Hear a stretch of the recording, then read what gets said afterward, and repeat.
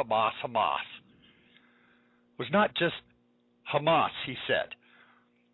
Now, at this banquet, or they had a banquet in 2007, Carroll denied the Quran as the source of terrorism.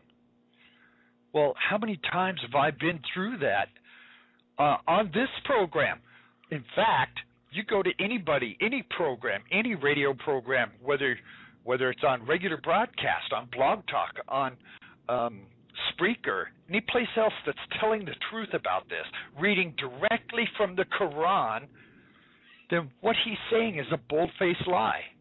It's a deception just like everything else they say. It's a deception. It's a play on words. You can't trust these guys as far as you can throw the building that you're standing in or the car that you're driving in. Here's what he said. Look at the true cause of terrorism. It's not somebody is reading a book, reading a Quran, and then go out and say, well, the Quran told me to blow this up. I'm going to blow it up. He says the root cause of terrorism is oppression. The root cause of terrorism is oppression. Well, Reverend Ronnie Lister, a social justice activist from the Houston area, spoke at a Muslim Capital Day that they held here in Texas. Here's what he said. This country belongs to you. This state house is your state house. The police department is your police department, he told the crowd. This land is your land. God is on your side. This is your house. It does not belong to the Republicans. It does not belong to the Democrats. It does not belong to just Americans. It belongs to all of us. It doesn't just belong to Americans. It belongs to all of us. Well, you know, unfortunately, this guy is sadly mistaken. If it's on American soil, it belongs to Americans. He's taken a globalist view here, where everybody is the same. There are no borders, a one world government, a one world religion, a new world order. This is what he's talking about. This is what he's surrendering to these Islamists. Anytime you say anything like this, this is a sign of surrendering. This is a victory for Islam over America. Islamic expert Frank Gaffney, founder of the Center for Security Policy in Washington, D.C., said that Carroll's declaration of Islamic supremacy was consistent with Muslim teachings, which we already know it is. When you hear one of their speakers say, we're above the law of the land, take it to the bank. That's what they really believe. This is what all Muslims believe. That's what Sharia teaches. To the extent that Muslims adhere to Sharia, they're obligated to try and impose it on the rest of us. The organized spread of Sharia is what Gaffney calls civilization jihad. Civilization jihad. Gaffney is Assistant Secretary of Defense for International Security Policy in the Reagan administration. He noted that CARE was founded in 1993 to serve as a fundraising and political arm for Hamas and the Muslim Brotherhood. That's how they originated. Islamic expert Daniel Pipes points out that CARE denied Osama bin Laden was behind 9/11, even though bin Laden acknowledged his role on camera. In 1998, CARE demanded the removal of a billboard in Los Angeles that described bin Laden as the sworn enemy, saying that the description was offensive to Muslims. Well, you bunch of dingalings, it's offensive to us that he did this. We are so politically correct, we're surrendering to these people on a daily basis. I'm telling you, folks, we got to get off of our big fat butts and start doing something about this. We've got to get these dinglings out of office peacefully, not civil war. We have the power of the vote. I think, I'm not sure, after Obama's election, I keep asking everybody, did you vote for Obama? I haven't. I think I found probably 2 out of 50 people that said they did. How did this guy get in office? Beats me. You know, CARE also called the conviction of the 1993 World Trade Center bomber a travesty of justice. CARE had on its advisory board an unindicted co-conspirator in the 93 World Trade Center bombing. It was the same person who asked to deliver the Juma. His name was, I don't know if I can pronounce this, Shiraj Wahashashi, whatever that is. I don't do very well with those. Well, you know, former FBI agent Mike Rolfe says that he wrote a book called The Muslim Mafia. And he says in that book that CARE has had a number of people in positions of power within the organization that have been directly connected to terrorism, have either been prosecuted or thrown out of the country. According to another FBI veteran who's familiar with this, says their offices have been a turnstile for terrorists and their supporters.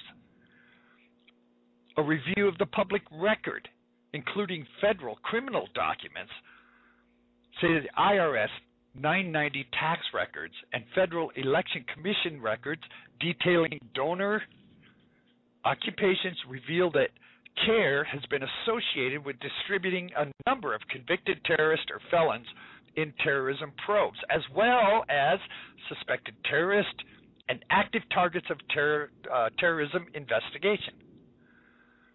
And they say this is a long list,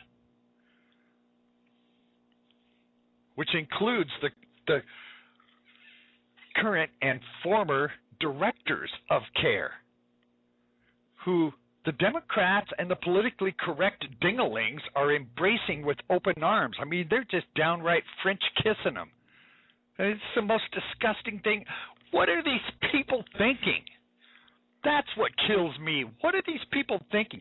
Are they so blind that they can't see what's going on?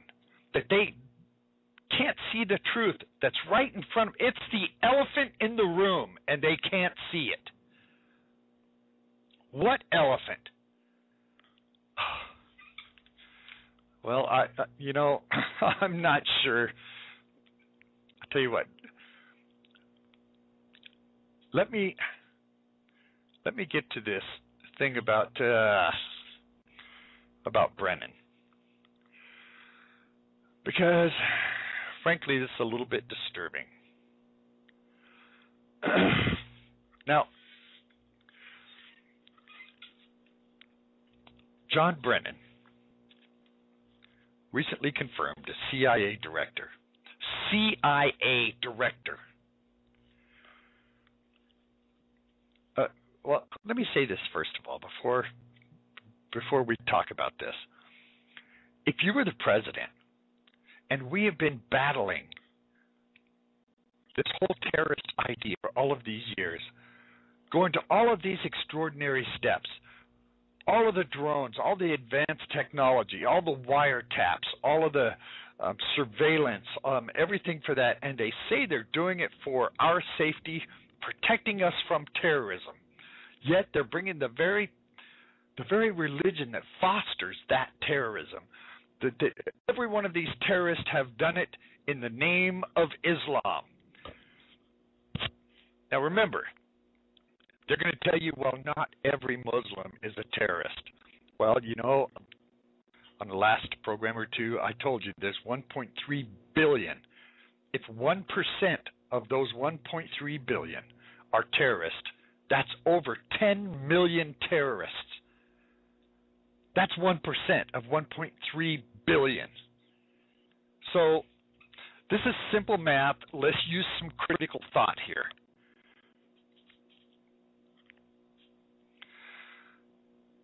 Let me tell you what John Guidolo, a former FBI agent who broke the story that Obama's nominee for CIA Director John Brennan converted to Islam while in Saudi Arabia.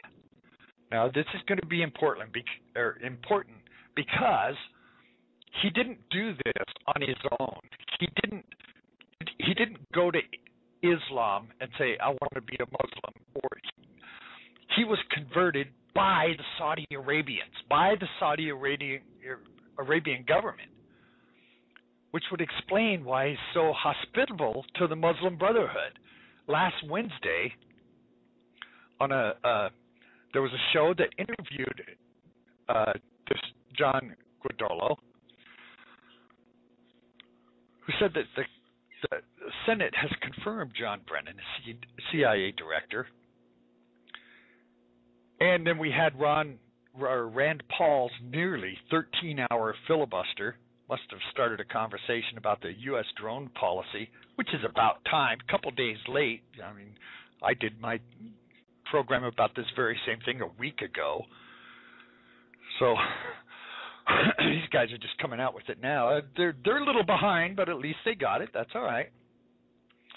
And it started a conversation not only about the drone policy, but I think it may have distracted or taken away a little bit about the John Brennan nomination to be CIA director. Now, senators voted 63 to 34 to elevate President Obama's top counterterrorism advisor of the White House to lead the Central Intelligence Agency after Rand Paul dropped his opposition on the following Thursday. Now, Paul had this filibuster. Rand Paul had this filibuster. I don't know, maybe you didn't even hear about it.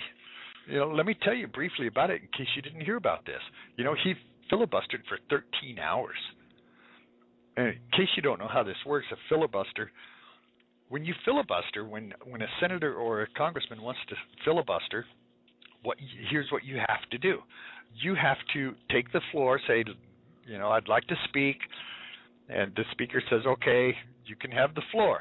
Well, you can hold that floor as long as you keep talking. Rand Paul got up there, started talking, talked straight through for 13 hours. 13 hours. Now, in the past, they've had filibusters where people have got up and as long as they were talking, they could hold the floor. It didn't matter what they were talking about. And and in the past, we've heard people recite things that they had learned in high school, or they would tell stories or old fables, Jack and Jill and stuff like that. Well, Rand Paul didn't do that. He was 13 hours of being pretty coherent and pretty much staying on the subject. He was dedicated to this filibuster. But I think it took away from this. Because Paul had mounted this filibuster because he wanted assurances that the government would not target a non-combat American citizen on U.S. soil, which is important. I did a whole program on this. That's how important it was.